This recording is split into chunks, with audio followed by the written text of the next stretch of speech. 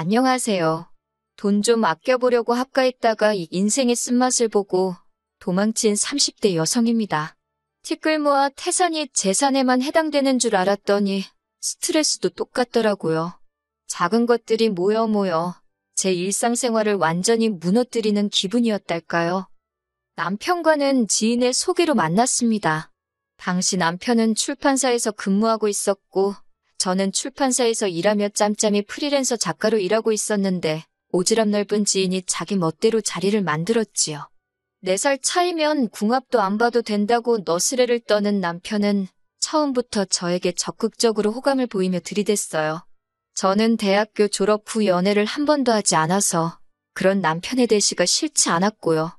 그렇게 한 달 정도 알아가는 시간을 갖고 저희는 사귀게 되었습니다. 남편과 연애를 시작할 때만 하더라도 저는 26이었고 남편은 30이었어요. 그렇다 보니 남편에 비해서 결혼에 대한 압박이나 스트레스가 없었지요. 하지만 남편은 처음부터 저를 결혼 상대로 보고 있었다고 하더라고요. 그래서인지 사귄 지 2년 만에 남편이 저에게 결혼 이야기를 꺼내대요. 솔직히 그것도 저는 빠르다고 생각했는데 남편은 신혼 1, 2년 즐기고 나면 자기 나이가 30대 중반이라고 그럼 언제 아들 딸 낳고 사느냐고 저를 졸라댔어요. 시부모님이 저희 친정부모님에 비해 나이가 10살 가까이 많으신 것도 남편이 결혼을 서둘렀던 이유 중 하나였고요. 지금 돌이켜서 생각해보면 남편이 애가 탔건 말건 제가 준비가 안 됐으면 결혼은 하지 말았어야 하는데 그때는 애걸복걸하는 남편이 안 돼 보이기도 했고 한편으론 나를 얼마나 사랑하면 저럴까 싶더라고요. 그래서 그의 끈질긴 프로포즈를 거절하지 못했습니다. 그런데 막상 결혼 준비를 시작하고 나니까 남편이 모은 돈이 7천 남짓이더라고요.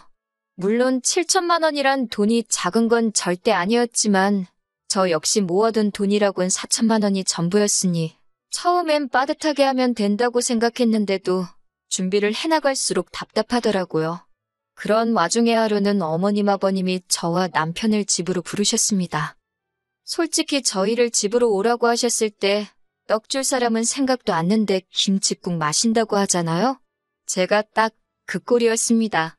어머님 아버님이 은근히 빨리 결혼했으면 하고 남편을 통해 하신 말씀도 있었고 그러니 지금이라도 도와주시려고 하나 보다 그런 기분 좋은 상상을 하며 시댁으로 향했어요. 하지만 어머님이 꺼내신 말씀이 생각지 못한 것이었습니다. 저와 남편에게 합가를 제안하셨거든요. 사실 어머님 아버님 재산이 얼마나 되고 그런 건 지금도 전 잘 모릅니다. 궁금한 적도 없었고 관심도 두지 않았어요. 그래도 저도 보는 눈이 있고 들려오는 게 있으니 어느 정도 추측은 할 수 있었지요. 적어도 어머님 아버님 두 분이 살고 계시던 단독주택은 몇 억은 갈법한 것이었습니다. 물론 그마저도 빚이나 대출이 있던 건 나중에서야 알게 되었네요. 아무튼 어머님께선 어차피 집이 1, 2층으로 나뉘어져 있으니 저희더러 들어와 살라셨습니다. 한 3년 들어와 살면서 가족끼리 친해지고 돈도 바짝 모아서 나가라고요. 솔직히 어머님 말씀을 듣고 여러 가지 복잡한 마음이었습니다.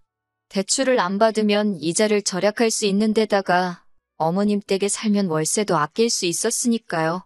그러면 정말 어머님 말대로 돈 바짝 모아서 3년 안엔 뭐가 돼도 되겠다는 생각이 들대요. 그런데 이 이야기를 친정부모님께 하니 특히나 친정어머니가 말씀하시길 합가는 쉬워도 분가는 어려운 법이라며 잘 생각하라는 겁니다. 하지만 친정어머니도 저를 강하게 말리지는 못하셨는데 그게 저희 친정의 사정이 여의치가 않거든요. 친정어머니 입장에선 당신이 달리 도와줄 방법이 없었으니 차마 끝까지 나서지 못하셨던 것 같아요. 그렇다고 합가를 하게 된 게 친정어머니 탓이란 이야기는 절대로 아닙니다. 친정어머니의 말씀과는 별개로 저는 당시 빠듯한 예산 때문에 돈에 대한 욕심이 물이 올라있던 상황이었거든요. 그래서 시댁에서 살면 어떤가, 옛말처럼 벙어리 3년 귀머거리 3년 하고 말지, 그런 아니란 생각을 했어요. 그리고 회사에서도 눈치 빠르고 일 잘한다 소리를 듣고 지냈으니 시집살이도 비슷하게 잘해낼 줄 알았지요. 어머님께서는 비록 한 집에 살지만 살림은 따로 했으면 좋겠다며 저에게 혼수를 해오길 바라셨습니다. 남편과는 상의 끝에 허례허식의 상징인 예단이라던가 예물도 생략하기로 한 상황이었고 혼수도 서로 자취하면서 쓰던 거 가져다 쓰자고 얘기가 되어 있었는데 뜬금없이 어머님이 혼수를 말씀하시니 당황스럽더군요. 어머님은 식기세척기를 놔라, 스타일러도 필요하지 않냐 별의별 걸 다 들이대셨지만 저는 고민 끝에 냉장고랑 세탁기만 드렸습니다. 그랬더니 어머님께서 왜인지 꽤나 실망하신 눈치였어요. 그렇게 냉장고랑 세탁기가 들어오던 날 하마터면 어이없는 일을 겪을 뻔했습니다. 어머님께서 저는 자꾸 방에 들어가 있으라 하시면서 배달기사님들께 저희 가전을 어디다 놓을지 진두지휘를 하시려 들었거든요. 결국 어머님의 강요에 못 이겨 방해한 이분이나 있었을까요? 도무지 안 되겠다 싶어서 뛰어나오니 이게 웬걸 어머님이 쓰시던 냉장고가 떡하니 저희 주방에 와 있는 게 아니겠어요. 불이 나게 내려가니 세탁기도 그렇게 바꿔치기가 되는 와중이었고 제가 기사님들한테 아니라고 새거가 2층에 와야 한다니까 어머님께서 이미 다 설치했는데 왜 사람들 힘들게 하냐입니다. 황당하고 순간 제가 어머님 속을 들여다본 기분이 들더라니까요. 다행히 기사님들이 어머님더러 제대로 설명을 해주셔야지 왜 일을 두 번 하게 만드냐며 짜증을 내시곤 제가 산 냉장고와 세탁기를 2층으로 올려주셨습니다. 하마터면 정말이지 눈 뜨고 코 베일 뻔했다니까요. 하지만 냉장고와 세탁기에 얽힌 사연은 이게 끝이 아닙니다.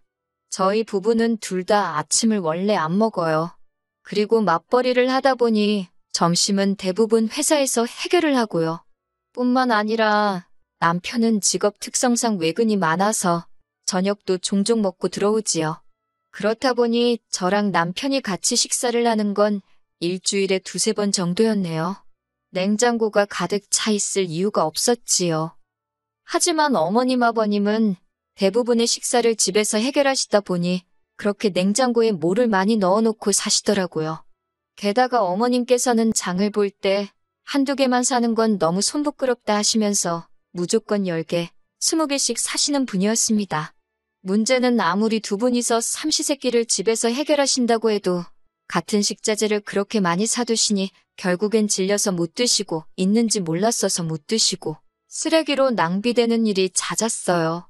하지만 그럼에도 불구하고 어머님은 그런 쇼핑 습관을 버리지 못하시고 그렇게 매번 대량으로 구매를 하셨습니다.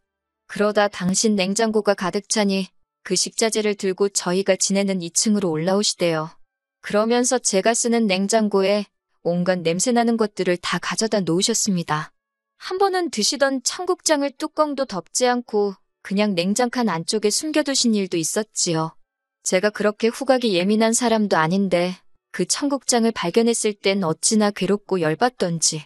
그리고 얼마 지나지 않아서 냉장고 안에 여기저기 끈적하게 뭔가 눌러붙은 자국을 보게 되었는데 그땐 정말 비위도 상하고 더는 못 참겠더라고요. 그래서 결국 제가 어머님께 저희 냉장고에다 뭐라도 두실 거면 제발 뚜껑 잘 닫으시고 지퍼백에다 넣어달라 했어요.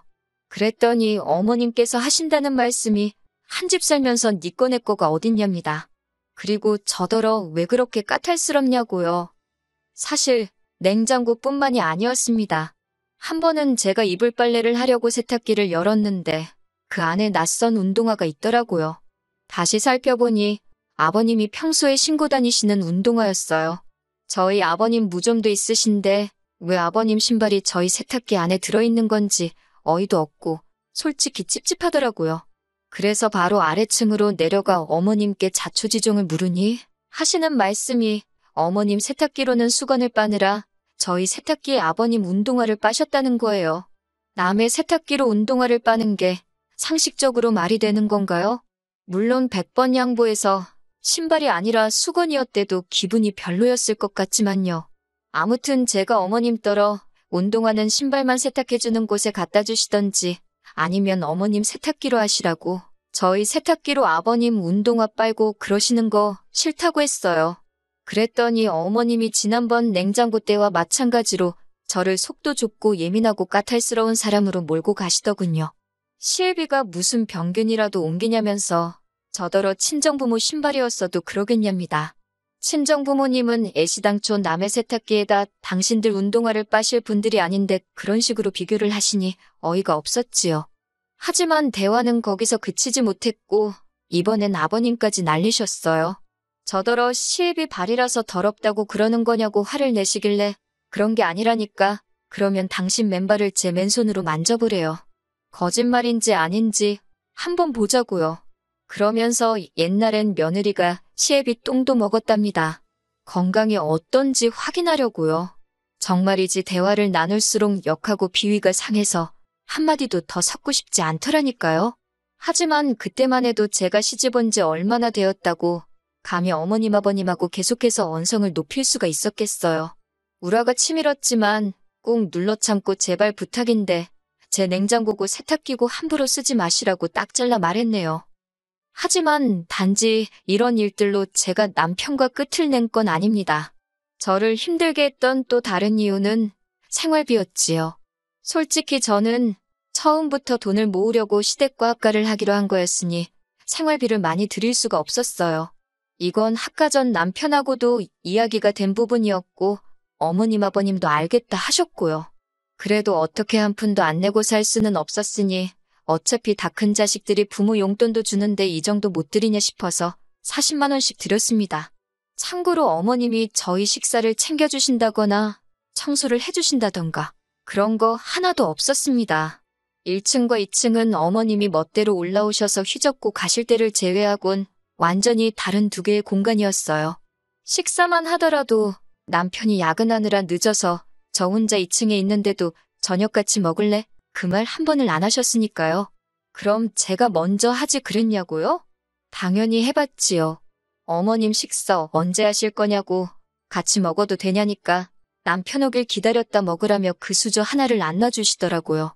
그런데 웃긴 게 어머님이 어디 외출하실 때면 저더러 아버님 뭐 배달 음식 좀 시켜드리라 하셨습니다. 하지만 절대로 그 음식값을 주는 일이 없으셨지요. 게다가 특히 저희 냉장고를 마음대로 쓰기 시작한 이후로는 저희가 냉장고에 넣어둔 과일도 고기도 말도 없이 가져다 드시고 하다못해 칫솔치약 같은 생필품도 멋대로 저희 걸 가져다 쓰시대요. 심지어 저희 때문에 가습이고 뭐고 2배도 넘게 나온다며 저한테 5만 원만 주시고는 나머지는 알아서 내란식이셨는데 어머님 아버님은 두 분 다 집에만 계시고 저희는 맞벌이를 하는데 그럴 리가 없잖아요? 이 밖에도 여러 가지 이유가 있었기에 실제로 따져보면 합가한 게 저희한테 유리한 게 하나도 없었어요. 웬만한 오피스텔 월세값만큼은 나가고 있었다니까요. 하지만 결정적으로 제가 3년을 채우지 못하고 분가를 결심하게 된 건 어머님이 사람들 앞에서 저를 대하시는 태도 때문이었습니다. 아버님이 장남이시고 또 저희 남편이 외아들이라 그런 건지 집에 손님들이 자주 오더라고요. 그 손님들은 친척분들일 때도 있고 그리고 어머님 친구분들이나 지인분들일 때도 있었지요. 평일엔 제가 출근을 하니 그나마 나은데 문제는 주말이었습니다. 남편은 주말에도 출근을 해야 하는 일이 종종 있었는데 아무래도 영업직이다 보니 어쩔 수가 없었지요. 그런데 어머님이 어떻게 귀신같이 남편이 늦거나 없는 날만 골라서 그렇게 주변 분들을 집으로 부르시대요. 그래놓고는 저한테 이거 해라 저거 해라 심부름을 너무 많이 시키셨어요.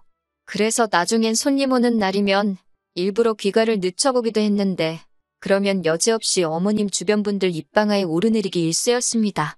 그러면서 늘 하시는 말씀이 그 여자들이 나를 뭐로 보겠냐.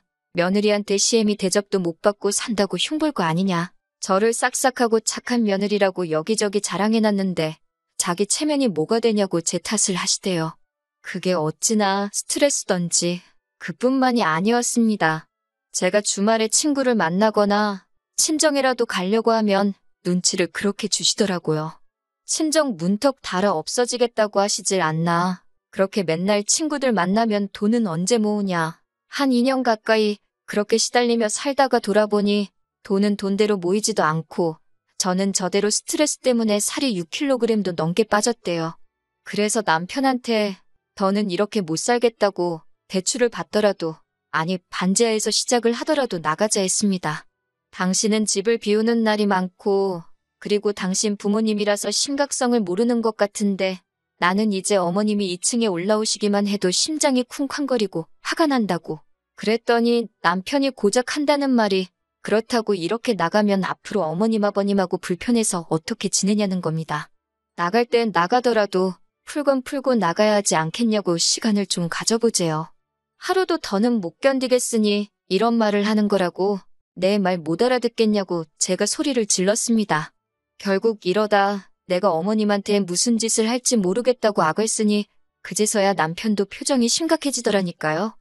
그리고는 한 일주일이나 지났나 남편이 어머님 아버님께 제가 너무 힘들어해서 분가하겠다고 말씀을 드렸나 봐요. 그랬더니 어머님이 난리가 나신 거지요. 당신이 시집살이를 시키기를 했냐, 뭘 했냐, 근데 뭐가 힘들다는 거냐고. 그럴 것 같으면 저더러 혼자 나가 살랍니다. 그런데 여기서 남편이 보여준 태도가 문제였어요.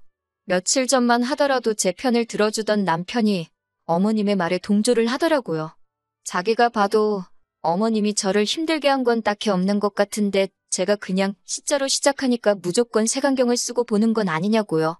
그리고 그 이유를 알게 되는 데는 오래 걸리지 않았습니다. 어머님이 남편한테 차를 사주셨더라고요.